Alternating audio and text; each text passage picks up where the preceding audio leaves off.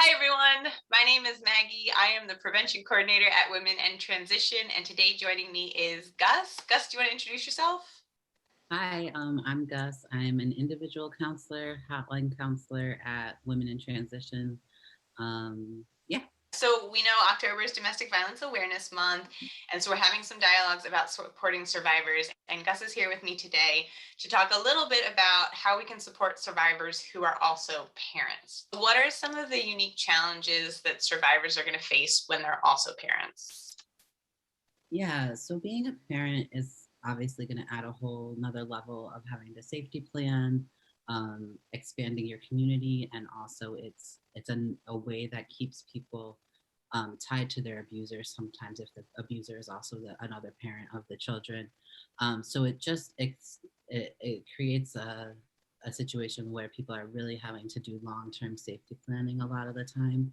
Um, and it's a real important step in practice in boundary setting, as well as then you're not only having to navigate your own experience of domestic violence, of being a survivor.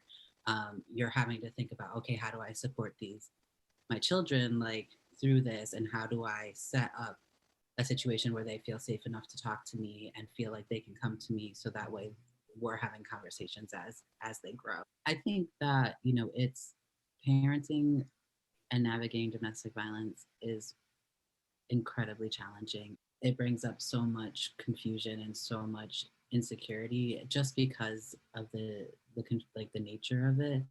Um, and what we see with our clients is so many powerful people, like, figuring out and doing the best they can, and like doing so much for their kids that they don't even know that they're doing, right? Like, just by making a call to a friend or setting up a go bag or any little thing that they're doing to survive is such a model for their children of like how to take care of yourself and boundaries set. It's easy to let your mind go to like, I should have done this, I should have shown them this, I don't want them to see this thing happening, but also like they're seeing you do a lot to take care of yourself too. So making sure to point that out too, like, can be really helpful for somebody who's stuck in the storm of it. Yeah, I really appreciate you mentioning that resilience that we see in so many survivors, because I think sometimes that gets missed. Yeah, and just so much love, right? Like, so much love just to do the like what you can to create a safe environment that's in your power. And but people are doing incredible jobs of it. Yeah. So starting at the very beginning, when somebody is beginning the process, like I just mentioned, of having to seek custody, they might be second guessing themselves, or there's going to be there's a lot of ways in which the court systems and the abuser can be trying to convince them that they're overreacting or being overzealous. So if you've been a support person for this person, just being a safe place for them to talk through those fears with, and affirming that like what happened to them was real, and that the decisions they're making are to support their children and to be able to help them move forward safely. All of that can really help. Um, if you can help them like prepare their outfit, think about what they're going to wear. If you can show up at the custody hearing, even just sit outside or offer a ride so they don't have to ride home after sitting in a room with their abuser for the hearing, like, all of those things. So in the beginning stages are important. And then other things can be things like supporting with a safety plan for pickup and drop off, searching out books about for the kids to read together about what it's like to have split custody and spend some time with mom and some time with dad, or whatever your family dynamics are, and figure out, because it can be really hard and really confusing to pick up your child after they spent a week with somebody who's been really harmful to you. So just checking in with them, like, how are the kids this week? Like, how are you doing having them back? Simple things that you do for your friends, but like that help them know that the process is hard and that you see that. Nice. I love all of those suggestions. Mhm. Say the survivor is still actively in the abusive situation. Are there some safety planning tips that you can recommend, thinking specifically about kids?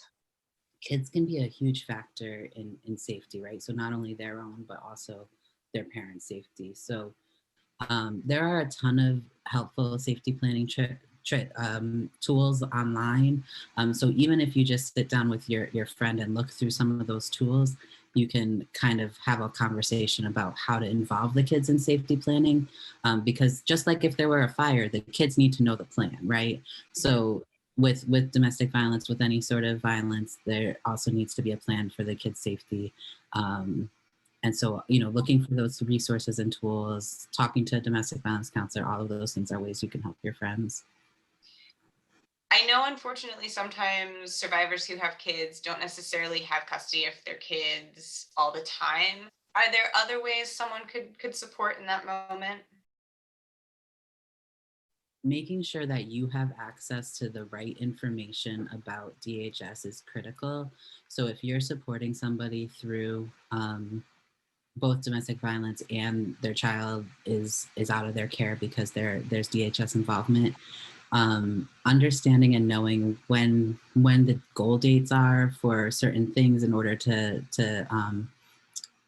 meet the requirements to get their children back, all of that stuff, helping people stay on track with those things. Those are all ways that you could support, and trying not to bring any sort of shame. Like a lot of folks that are navigating having to have their children be in other homes, whether it's by choice because it's just the safest option, or not by choice because there's been some sort of involvement or an abuser has, manipulated DHS in order to punish the parent. All of those things can bring a lot of guilt and a lot of shame. And even though it's oftentimes so much outside of the survivor's hands. So just making sure you're available to show up for those conversations. And you mentioned WIT's Lifeline as a possible resource. I'm wondering, are there other resources that you could recommend to folks? Yeah, so definitely women in transition. We, obviously we do individual counseling and group counseling, and we have supports for folks of all genders. And then the Philadelphia Domestic Violence Hotline, it can be a great resource. They can connect you with any sort of legal support you might need. If somebody is needing a shelter access to domestic violence shelter, that's the number that you call. Our partner agencies like Lutheran Settlement House and Congresso also have like youth counseling. It can be really overwhelming to have to support a child grieving the loss of somebody in your life who was really harmful to you. So getting that child set up with a counseling at Congresso or at Lutheran Settlement House can be a huge help. Is there anything else that you would want to add to someone who is trying to support a survivor who is a parent? Any other like final tips or tidbits? Yeah, y'all can call the hotlines too, right? So that's a really important thing to know. And I think something a lot of folks wish they knew in the moment. So you can call hotlines, you can call counseling agencies, and talk to them about what's going on, ask them the questions, find out the resources, and prepare yourself as much as possible for the ways you're showing up for your child's friend's parent or whoever it is in your life that you think is experiencing this or is telling you they're experiencing this. I would also say that like one of the nice things about calling those hotlines is that they're going to talk you through like what your capacity is, right? And help you think about what boundaries you need to set and how you're going to navigate these things and keep yourself safe as well as your friend. It's really hard when there's children involved, right? But we can't save people. Like people need to be self-determined in their decisions. So figuring out the ways you can show up and help somebody be safe without bullying them or pressuring them or trying to force them to do something that in a way that you would want to do it, having the understanding that these things do take time. It's not simple to leave an abusive relationship.